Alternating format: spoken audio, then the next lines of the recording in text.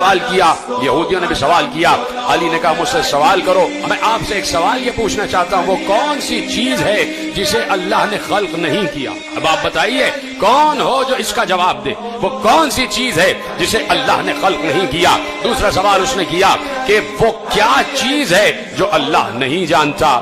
پھر تیسرا سوال کیا وہ کیا چیز ہے جو اللہ کے پاس نہیں ہے؟ پھر چوتھا سوال کیا وہ کیا چیز ہے جو پوری کی پوری آنکھ ہے؟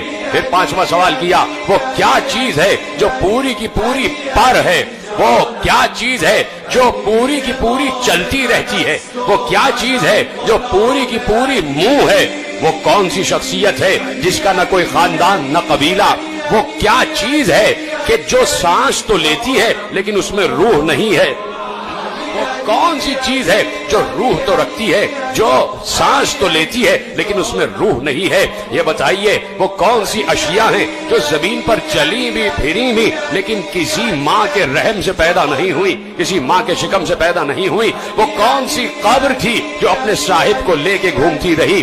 وہ کون سا درخت ہے کہ جس کے سائے میں 100 سال تک انسان چلتا رہے پھر بھی اس کا سایہ ختم نہیں ہوگا؟ اور کیا اس کی مثال کوئی دنیا میں ہے؟ وہ کون سے لوگ ہیں جو کھائیں گے بھی پیئیں گے بھی لیکن بول و براز نہیں کریں گے، نجاست نہیں ہوگی؟ یہ بتائیے یہ ناقوس کیا کہتا ہے؟ یا علی یہ بتائیے یہ جو آسمانوں کے تالے ہیں وہ کیا ہیں اور ان تالوں کی چابیاں کیا ہیں؟ علی جواب دے رہے تھے، کہا تو نے پہلا سوال کیا کہ وہ کون سی چیز ہے جسے اللہ نے خلق نہیں کیا، تو سن وہ قرآن ہے، قرآن اللہ کا علم ہے، وہ اس کا ذاتی علم ہے، اسے اللہ نے خلق نہیں کیا، اس لیے کہ قرآن اللہ کا علم ہے اور اللہ کا علم اس کی ذات سے متعلق ہے اور وہ اللہ نے خلق نہیں کیا۔ اور اے یہودی تو نے پوچھا کہ وہ کیا چیز ہے جسے اللہ نہیں جانتا؟ علی نے کہا تو نے کہا وہ کیا چیز ہے کہ جسے اللہ نہیں جانتا، تو سن اللہ یہ نہیں جانتا کہ اس کے کوئی بیٹا بھی ہے۔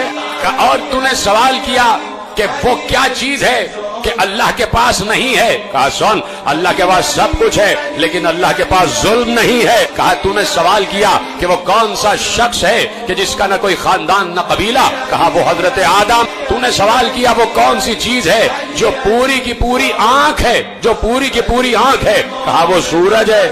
اور سن تو نے سوال کیا وہ کون سی چیز ہے جو پوری کی پوری منہ ہے، منہ ہے؟ کہا وہ آگ ہے، ہر چیز کو کھا جاتی ہے۔ کہا تو نے سوال کیا وہ کون سی چیز ہے جو بس چلتی ہی رہتی ہے؟ کہا وہ پانی ہے، رکتا نہیں ہے۔ کہا تو نے کہا کہ وہ کون سی چیز ہے جو پر ہی پر ہے؟ کہا وہ ہوا ہے، اڑتی ہی رہتی ہے۔ تو نے سوال کیا کہ وہ کون سی چیز ہے، وہ کون سی چیز ہے جو سانس تو لیتی ہے لیکن اس میں روح نہیں ہے؟ کون جواب دے اس کا؟ جو سانس تو لیتی ہے لیکن روح نہیں ہے۔ علی نے کہا میرے ہی نبی کے قلب پر جو قرآن نازل ہوا اس میں اللہ نے کہا وَالصُّبْحِ اِذَا تَنَفَّسَ، مجھے سانس لیتی ہوئی صبح کی قسم۔ کہا تم نے سوال کیا کہ وہ کون سا درخت ہے جس کے سائے میں 100 سال تک چلتے رہو پھر بھی اس کا سایہ ختم نہیں ہوگا؟ کہا سنو وہ شجر طوبہ ہے جو جنت میں ہے، جو جنت میں ہے اور جنت کے ہر قصر میں اس کا سایہ ہوگا۔ یہودی نے کہا یا علی اس کی کوئی دنیا میں مثال ہے کہ درخت ایک اور اتنی وسیع جنت کے جس کی کوئی حد نہیں ہے، حدود نہیں ہے جنت کی؟ اس دنیا کی کئی دنیایں، اتنی بڑی جنت کا ایک درخت اور جنت کے ہر گھر میں اس کا سایہ۔ یا علی کوئی اس کی مثال ہے؟ کہا تمہارے سامنے ہی تو ہے، سورج ایک ہوتا ہے، پوری دنیا کے ہر گھر میں اس کی روشنی ڈال رہی ہے۔ یا علی یہ بتائیے کہ وہ کون لوگ ہوں گے جو کھائیں گے پیئیں گے لیکن نجاست نہیں کریں گے؟ کہا وہ جنت میں لوگ ہوں گے جو اللہ کی نعمتیں کھائیں گے بھی پیئیں گی لیکن کوئی نجاست نہیں ہوگی۔ اس نے کہا دنیا میں اس کی کوئی مثال ہے؟ کہا ہے، 9 مہینے بچہ ماں کے شکم میں رہتا ہے، کھاتا بھی ہے پیتا بھی ہے، نجاست نہیں کرتا۔ سوال کیا وہ کون سی قبر ہے جو اپنے صاحب کو لے کر گھومتی رہی؟ سن وہ مچھلی ہے کہ جس نے یونس کو اپنے پیٹ میں اور یونس کو سمندروں کی سیر کراتی رہی، وہ مچھلی ہے۔